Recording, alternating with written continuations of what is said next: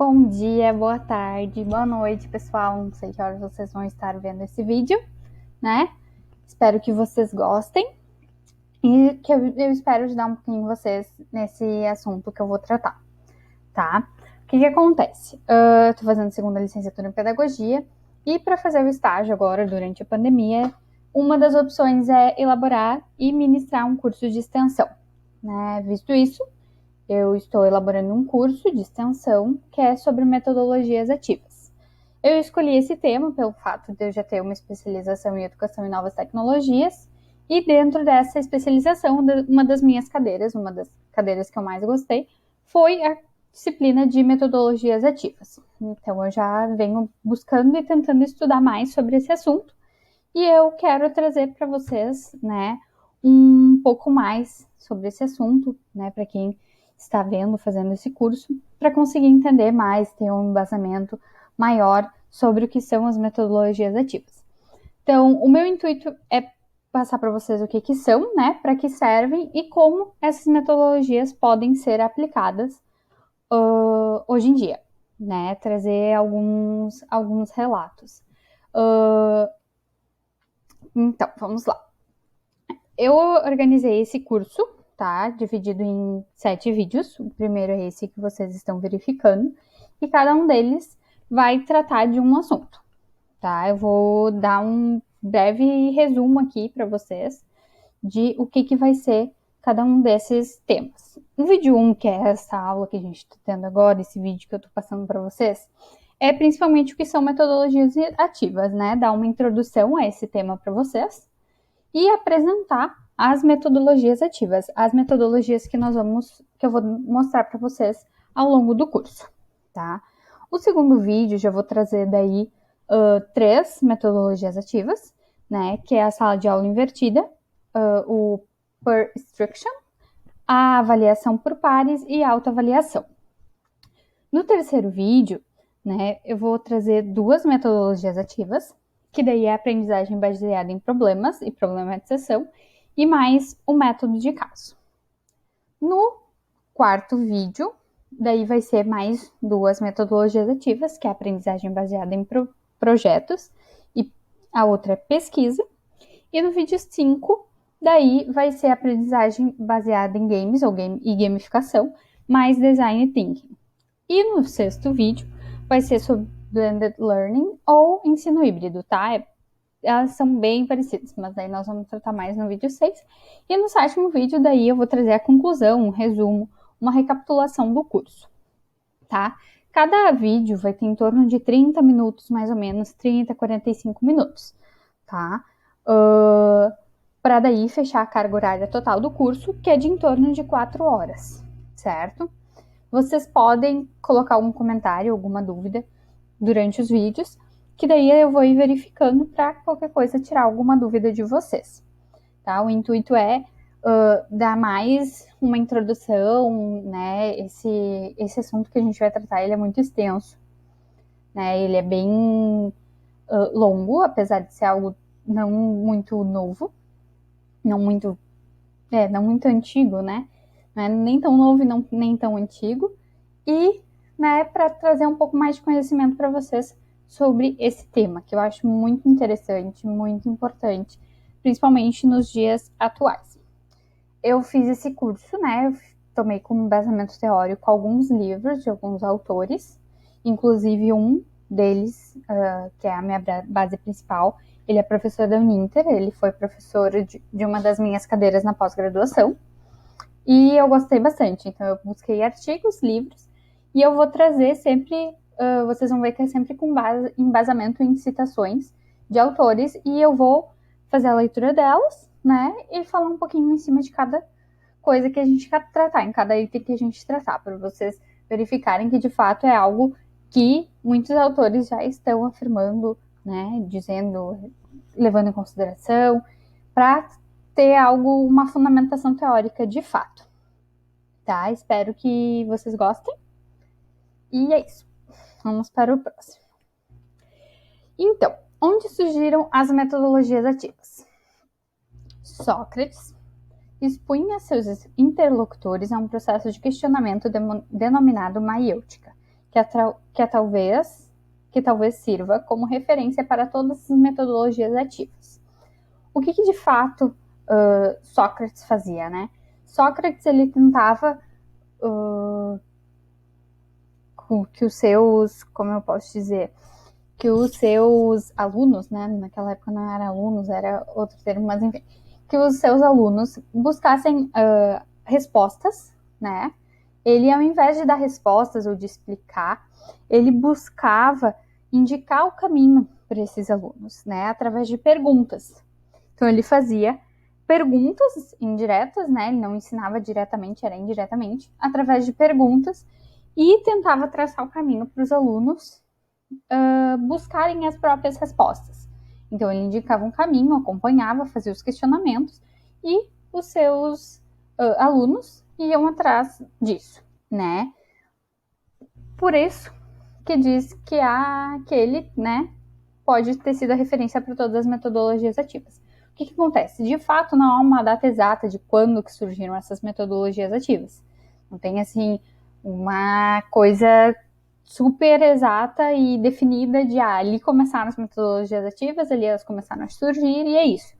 Não, são uma série de fatores e de coisas que vieram vindo e elas foram até se agregando uma a outra. No final do século XIX, né, o movimento da escola nova ou escola ativa, que pregava a libertação do educando da tutela exagerada dos seus professores, dando-lhe mais autonomia no próprio processo de aprendizagem. Tá?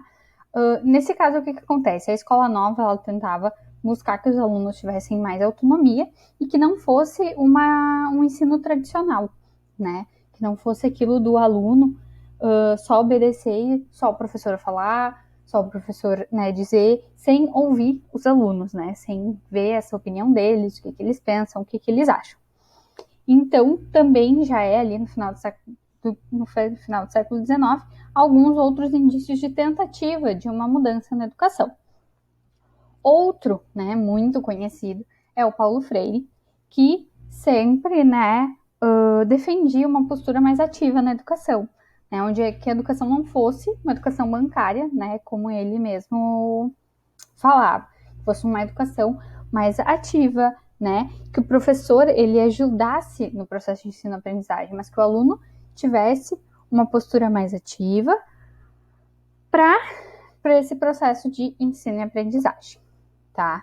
Então, o que acontece? É exatamente isso. Não tem um período exato de quando surgiram as metodologias ativas. Depois eu vou falar um pouquinho mais, na verdade, vou falar um pouquinho mais agora mesmo já, sobre a crescente onda das metodologias ativas. Né? Em um dos livros que eu li, mostra em um período curto de tempo, né, nesse último século, uma crescente, né, produção de trabalho sobre esse tema, sobre esse assunto, tanto aqui quanto nos Estados Unidos, que foi o lugar pesquisado, né, que até 2000 e pouquinho ali, acho que até 2008 mais ou menos, tinha em torno só de 8 trabalhos no Google acadêmico sobre metodologias ativas.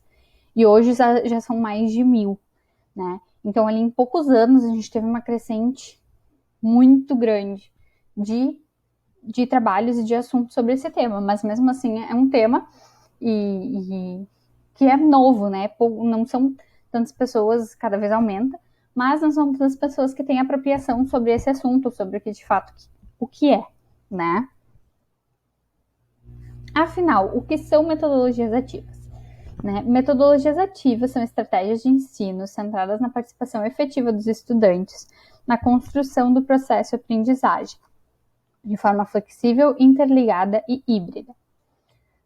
Podemos entender que as metodologias ativas baseiam-se em formas de desenvolver o processo de aprender utilizando experiências reais ou simuladas, visando as condições de solucionar com sucesso desafios advindos das atividades essenciais da prática social em diferentes contextos. Então, o que acontece? As metodologias ativas, elas buscam uma mudança, uma atualização na educação, né? Elas visam uma mudança nos papéis de aluno e professor. Não que um ou outro deixe de ser importante, né? Claro, aumentando a importância do aluno, mas mudando toda a visão tradicional de ensino que a grande parte, maioria, né, da educação tem hoje, que é onde o professor é o detentor do saber, só o professor sabe e vai saber tirar as dúvidas e vai saber falar, e só o professor vai saber ajudar e explanar, e então que os alunos têm que ser meros ouvintes, onde na metodologia ativa o aluno passa a ser o ator principal, né? Ele passa a ser ativo. As metodologias ativas, elas visam que o aluno ele tenha maior participação, maior integração, maior atividade, que eles sejam de fato ativos na sala de aula. Eles não sejam só meros participantes, né? Só meros ouvintes. Então, isso são as metodologias ativas, são formas, são métodos, são técnicas, são atividades, são várias coisas onde ele centra o aluno como papel principal e busca formas de trazer um maior interesse do aluno, uma maior vontade de participação desse aluno, né? Que hoje a gente sente muita falta porque o aluno também só escuta e muitas vezes não aprende de fato, não absorve o conteúdo, não tem vontade, não tem aquele amor por aprender. Qual é a necessidade do uso das metodologias ativas? Repletos de tecnologia e informação, eles precisam agora não mais do que escutar, mas repletos de tecnologia e informação, eles precisam agora não mais do que estudar, mas do porquê estudar, como estudar e de uma sequência de estudo. A necessidade de uma maior diversificação na abordagem dos conteúdos em sala de aula, na atualidade, passou a ter uma nova importância para as chamadas gerações Y e Z, que têm maior contato com os recursos tecnológicos. Então, por que é tão necessário o uso das metodologias ativas? As gerações mais atuais, mais novas, né, Y e Z, e as que estão por vir, elas já crescem e já vivem no ambiente tecnológico, onde elas têm todo o conhecimento na palma da mão. Então, não é só o professor o detentor do saber, não é só o professor a pessoa que sabe, que entende, que pode ajudar. As crianças de hoje, os adolescentes, eles conseguem buscar no computador, no celular, informação para tudo. Vocês compreendem?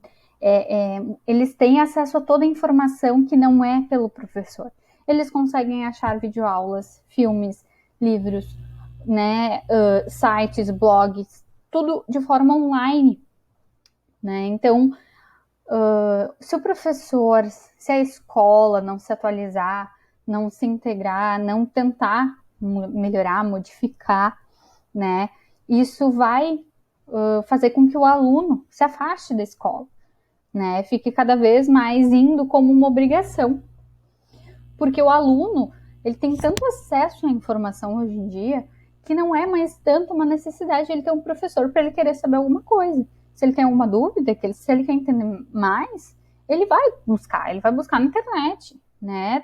Tudo que a gente consegue saber e ter acesso hoje, tem tudo na internet, né? Não é que nem antes que tu tinha a obrigatoriedade de ir numa biblioteca se tu quisesse pesquisar e que daí necessariamente tu precisava do professor. Muitos não iriam ir para a biblioteca pesquisar sobre determinado assunto que muitas vezes nem é tão relevante. Então, a necessidade das metodologias ativas só vem crescendo. É muito importante que a gente aprenda e tenha um maior conhecimento sobre essas metodologias ativas. Qual que é o papel do professor, tá? Dentro das metodologias ativas, tá? Dentro desse processo de metodologias ativas. Qual é o papel do professor nesse meio, tá? O papel principal do especialista ou docente é o de orientador, tutor dos estudantes individualmente e nas atividades em grupo. O principal papel do professor é prestar atenção ativa aos desenvolvimentos dos estudantes. Dessa forma, deve saber os antecedentes de seus estudantes, suas mudanças ao longo do período e qual o estágio desejado ao final do processo. O papel do professor é o de ajudar na escolha e validação dos materiais mais interessantes, impressos e digitais, roteirizar a sequência de ações previstas e mediar a interação com o grande grupo, com os pequenos grupos e com cada um dos alunos. É um papel mais complexo, flexível e dinâmico. Então, o professor ele não vai perder sua importância ou perder o seu papel. Ele só vai trabalhar dentro das metodologias ativas de uma maneira diferente, onde ele vai orientar os alunos, né? Onde ele vai estar lado a lado com os alunos. Ele vai dizer para o aluno o que é confiável, o que não é confiável, o que ele pode usar, o que ele não pode usar, né? Ele vai conseguir, dessa forma, acompanhar mais o aluno de forma individual ou em grupo, onde ele consegue prestar atenção maior em qual é a dificuldade do aluno, qual é a dificuldade que um aluno está tendo, que o outro aluno está tendo, né? Porque hoje em dia os professores fazem um plano de aula, chegam na sala de aula e aplicam aquele plano de aula, né? Foi lá, falou tudo, deu a aula, deu, né? Como ele participa ativamente durante todo o tempo de aula, todos os 50 minutos que tem um período, né? Ele não consegue prestar atenção nos outros alunos. Com as metodologias ativas, onde o aluno vai mais atrás do conteúdo do que estudar, o professor ele consegue estar ali para tirar as dúvidas, ele consegue guiar no que é melhor, no que é pior, no que é o mais correto, e ele consegue ver, tanto no grupo quanto individualmente, qual que é a dificuldade de cada aluno, né? Qual que é a característica de cada aluno. Porque ele consegue ter essa percepção maior, porque os alunos, nas metodologias ativas, têm uma autonomia maior. Então, isso ajuda muito nesse aspecto. Então, o professor, ele continua tendo um papel essencial, único, até porque o professor que vai vir com os assuntos que os alunos devem buscar e devem pesquisar, né, ou o professor que vai vir com o que tem que ser feito de acordo com a metodologia que ele vai utilizar. Então, o professor não perde o seu papel, né? Na verdade, ele fica ainda mais complexo, mas o professor consegue ajudar mais ainda os alunos. O aluno, tá? Já o papel do aluno dentro das metodologias ativas né? Na metodologia ativa, são os estudantes que procuram um conteúdo do que estudar. Isso não é válido para todos, e não é 100% específico que só o aluno vai procurar o conteúdo para estudar, tá? O professor muitas vezes chega com o conteúdo, chega com a ideia, e daí sim o aluno vai procurar o conteúdo para estudar, tá? As metodologias ativas dão ênfase ao papel protagonista do aluno, ao seu envolvimento direto, participativo e reflexivo, em todas as etapas do processo, experimentando, desenhando, criando, com a orientação do professor, tá? Aqui embaixo eu trouxe uma imagem de uma tabela que tem dentro do meu livro, dentro de uns livros que eu utilizei, que tem uma comparação, né, do professor com o estudante. O professor não fala, né, não só disserta, o professor pergunta. O estudante não toma notas, né, não só escreve o que o professor fala, e sim procura e acha as respostas. O professor sugere tópicos e instrumentos, né? O professor sugere tópicos do que estudar e instrumentos por meio do qual achar essa pesquisa, né? E o aluno pesquisa e encontra soluções. O professor aprende tecnologias com os estudantes e os estudantes aprendem sobre qualidade e rigor com o professor. Então, o professor ele também tem que estar aberto a aprender, porque a gente não é 100%, a gente não sabe de tudo, né? Então, o professor ele tem que estar aberto a aprender com seus alunos também. Isso é muito importante. O professor avalia as soluções e respostas dos estudantes, examinando a qualidade e rigor, né? O professor contextualiza o tema.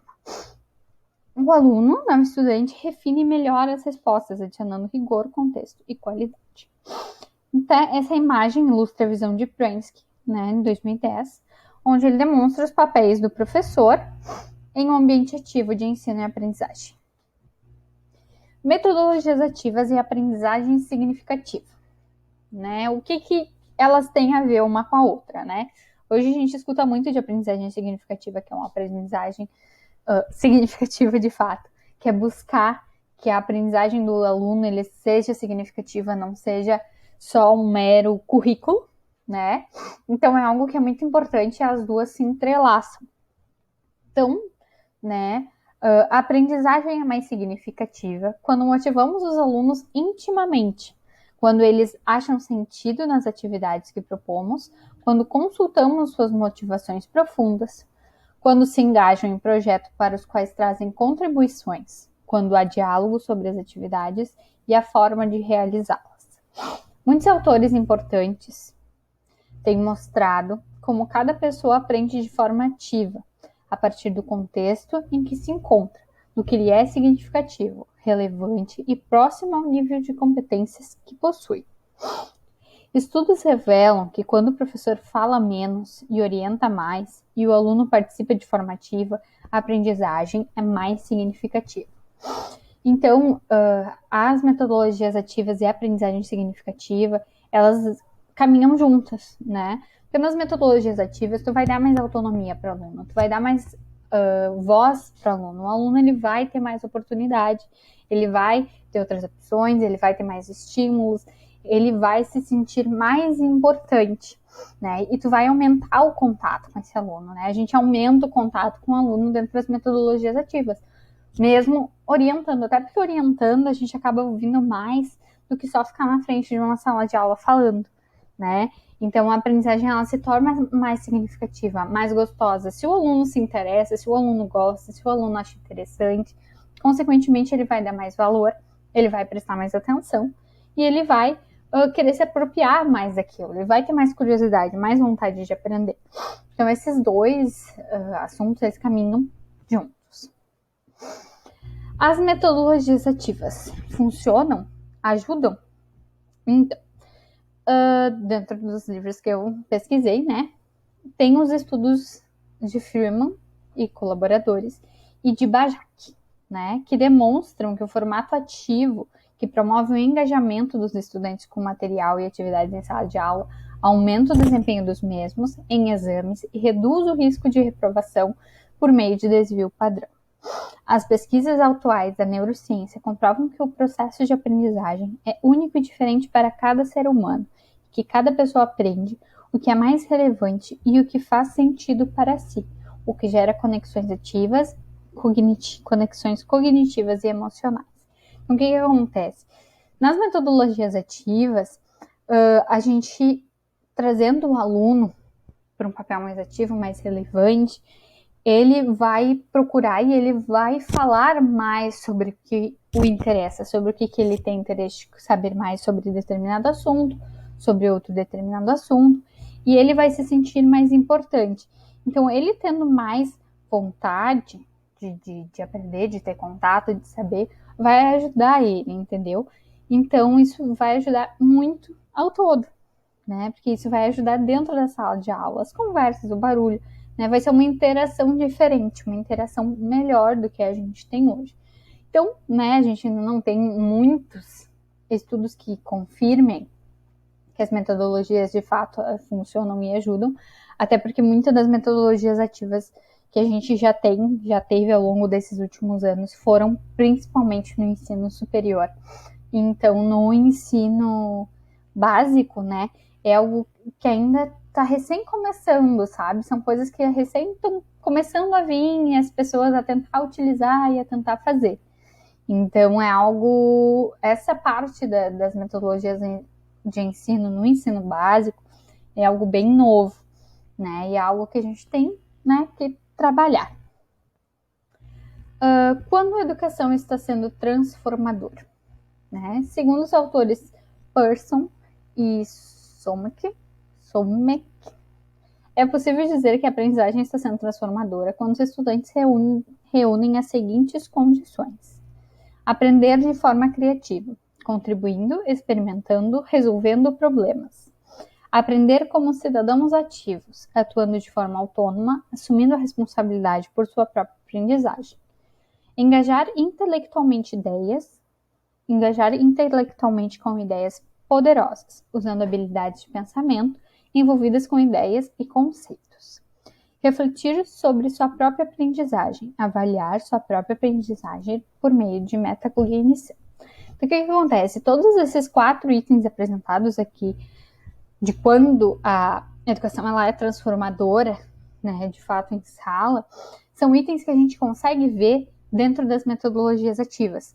Então, isso ajuda e facilita, né, bastante, porque a gente já tem isso, a gente já consegue ter uma noção de que as metodologias ativas, a partir do momento que elas vão sendo implementadas, elas vão melhorando todos esses itens, né, ajudando numa educação mais transformadora.